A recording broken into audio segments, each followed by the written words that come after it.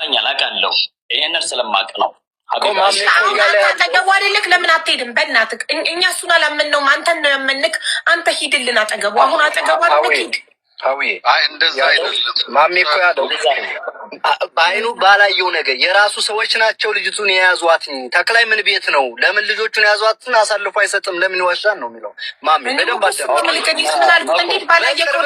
በቅርበት የሚከታተሉ ሰው ማሜ በነገራችን እንደኛ ሰው አይደለም አቤላ አንድ ጊዜ እንደው በፈጣሪ ይጃችኋል እኔ መሐመድ ዘይን እባላለሁ ለ9 ዓመት ንጽጽር ስሰራ የነበርኩ ነው እየታወቅኩ ነው በቴሌግራም የምቀጥፍበት የምዋሽበት የለኝም ሁለቱ ጓደኞቼ ተክሌ እኔ ጋር ነው ያሉት እኔ ጋር ነው ያሉት መኪ ግን ቁጥራን ካለ አላስቀመጥክልኝም በምን ልደውልልህ ተማም ለሁላችሁም ደውያለሁ ሀቢባም ቤትሽ ስመጣ ቁጥር የለሽም ተስፋዬን ደውዬለታለሁ ከፈለክ ተስፋዬ የሚወጣውን ፈትና ተናገር አሜሪካ መሰለኛለሁ ደውዬላለሁ አይደለ የትኛው ተስፋዬ ነው አሜሪካ የትኛው ተስፋ ሐረንጂው ማሜ ፎሎ አድርጌያለሁ ፎሎ ባክ አድርገኝ እኔ ቁጥሬን እሰጥሃለሁ እናወራለን በጣም ጥሩ ቅድም ሲናገር የነበረው ነገር ሁሉም በሙሉ የእውነቴን ነው የምላችሁ ምንም ነገር ውሸት ነው እኔ ከተክላይ አንድ እውነት መሰክርለታለሁ እሱ ምንድነው ባይኑ አላያትም ነገር ግን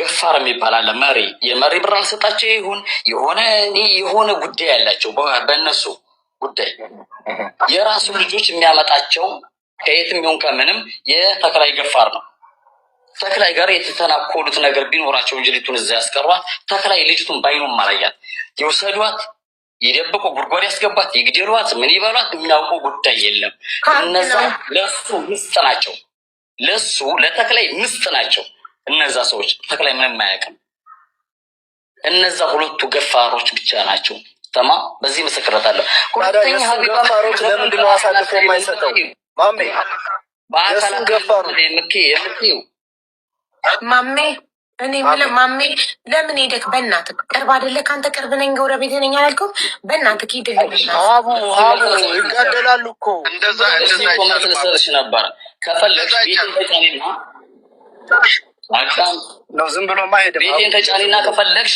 ቤቴን ተጫኒና ቪዲዮ ታገኙዋለሽ ማለት ነው ቤቴን ተጫኑትና ታገኙታላችሁ ነው አላችሁ ትናንትና ሂጅ ነበረ ከአረቡ ጋር ተደዋውዬ ባይዘውይ 91 54 መጨረሻ የሰጠሁት መስኡልያ ደላልን በሽል ካመል የሁሉም ኃላፊ የአረቦችም ሆነ ያኒ ሰዎች እኛና ኢትዮጵያዎችን ወደ ሳውዲ የሚጭነና ኃላፊው የሆሹ የመሬቱ ባል እንኳን በዝምድናም ቢሆን ከባለቤቱ ይልቅ እኛ እንቀርበም ማለት ሶ ይሄንን ነገር ተደፋፍኖ እንዳያልፍ ቤተሰብ ጋርና እዚህ ቤተሰብ ጋር ያለው ክፍተት በራሱ በምን ምክንያት ነው ይሄ ሊፈጠር የቻለው? እንደ ዘመድ ከሆነ የሚተሳሰቡት ያክስቷ ልጅ ከሆነች የሞተችው ሶ እንዴት ነው አባትየው መምጣት አለበት ማለት ነው። ስለዚህ አባትየው መጥቶ የተባባሉትን ነገር እያደረግን ማጠናከሪያ ካልያዝን በስተቀር አሁንም ውሃ ቅዳ ውሃ መልስ እንዳይሆን እየሰጋው ነው ያለው።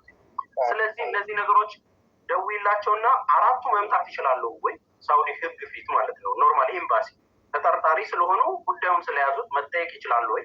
አንድ ሁለቱ ልጆች ደግሞ መምጣትና እነሱም ራሳቸው መመስከር ይችላሉ ሰው ወይ? ሁለት አሁን ደግሞ ሀኒ ጋር ተደውሎ ስልኩ ይነሳል አይነሳም ወይ የሚለው ምክንያቱም ሌላ ጫጫታ እንዳይሆን ነው። አመሰግናለሁ።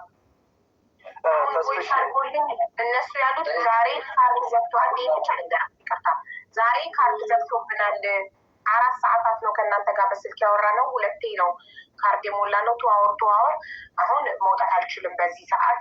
ስለዚህ ነገ ልጆቹን ቅድም በተባባል ነው መሰረት 2 ቀበርናት የሚሉትን እና ትግርኛ ተናጋሪዋን በሀኒ ቦታ የተቀየረችዋን እሷን 3ቱን በስልክ ይዘን እንመጣለን ብለዋል። በቮይስ ብቻ እንደዚህ እንደዛሬው በድምፅ እንጂ በቪዲዮ አይደለም። ጉራጌ ወርማለች ኦሮሞ ማለት ሁለቱም ደግሞ አብረው ይመጣሉ።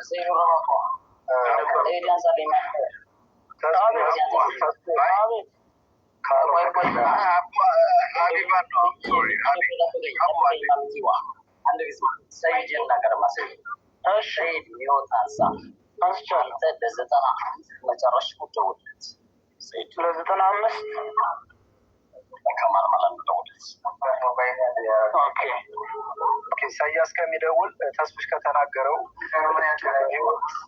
በህይወት መኖሯና ባለመኖሯ በሁለት ጎራ አለ ያለው ከሁለት ህዝቡ የተከፈለ እንዳይመስላችሁ ከላይ የጻፋችሁ ተስፍሽ አለው። ያላመነው ሁለት ሰው ነው መጥቶ ሞታለች ብሎ የተናገረው።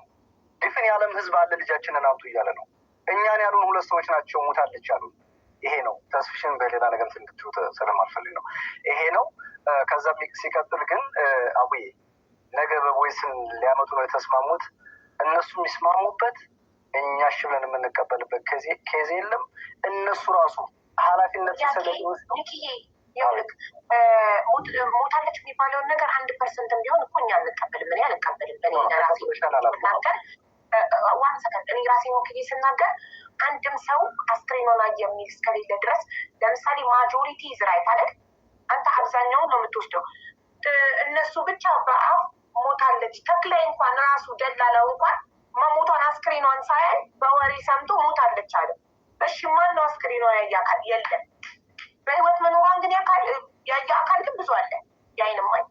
ስለዚህ የሚበዛው ላይ ነው አይደለም እናተኩረው፣ ማጆሪቲው ላይ ሞስት 95% የሚያሳየው ልጅ በህይወት እንዳለች ነው። 99% ኦኬ 99% የሚያሳየው በህይወት እንዳለች ነው።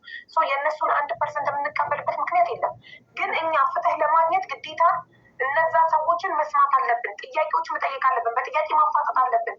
እያንዳንዱ ስንጠይቃቸው የምናስቀምጠው ሪከርድ እኮ ለኤምባሲም ኢትዮጵያም እኮ አባቷ ክስ ሲፈጽሙ እኮ መረጃ እኮ ይሆነናል እኮ ለእኛ።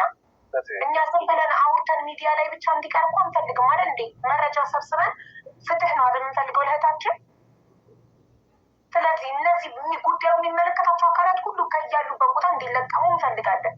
ያ አንድ እሱ ነው። ሌላ ደግሞ አውዬ በአይናችን ቀብረናታን ብሎ የደወሉ ሰዎች እያሉ በሞግዚትነት መጥተው መሞቷን የሚያስረዱን ለምንድን ነው? ለምንድን ነው የኢትዮጵያን ሕዝብ በዚህ ደረጃ ያስመናል? ለዚህ እኮ ነው እነሱን አምጣቸው ያልኩት እኮ ነው። ዳስዋይ ነገ ሲያመጡ ደግሞ አምጥተና ሲለኝ እኔ በቪዲዮ ይኸው ሊቀርቡ ነው መጥተዋል ብሎ በቪዲዮ እንዲያቀርባቸው ነው የምፈልገው። ቀብረናን ያሉት ሰዎች እየሰሙ ስለሆነ ባይዘወይ ቲክታክ አላቸው በሹር ሬዲ ሆኖ መውጣት አለባቸው። እሺ የሁለቱ ጆሮ እስከሚታይ ድረስ ነው የምናያቸው። ስናያቸው ዝም ብሎ አይደለም እንደው ቪዲዮም ስንላቸው ከዛ አንጻር ነው። ቴንኪዩ። እሺ አቡ የገጠር ልጅ እዚህ አለ። እስከዛ ከዚህ በፊት ከተናገረው ጋር እና አሁን ትላንትና ከተናገረው ጋር መጀመሪያ ለምን ሄድክ? ብዙ ጥያቄ ነበረን እነ ተክላይና እነ እንትና እያሉ ፕሊስ የገጠር ልጅ ይህን መልስልን።